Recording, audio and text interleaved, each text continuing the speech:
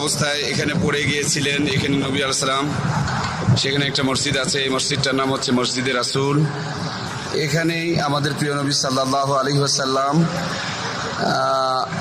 তার সিনা মোবারক চাক করা হয়েছিল। আরও ওই যে লম্বা পাথরটা, এই পাথরটা হুজুর সাল্লাল্লাহু আলাইহি ওয়াসাল্লামের উপর ফেলে দিতে চাওয়া হয়েছিল।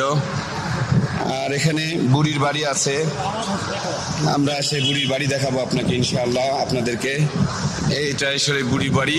আর এই জায়গাতে বড়ই গাছ, যে বড়ই গাছের কাঁটা হুজুর সাল্লাল্লাহু আলাইহি ওয়াসাল্লামের পথে দেওয়া হতো। এটা বুড়ির বাড়ি।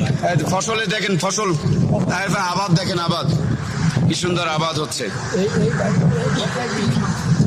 দেখছেন আবাদ, দেখছেন সুন্দর আবাদ হচ্ছে।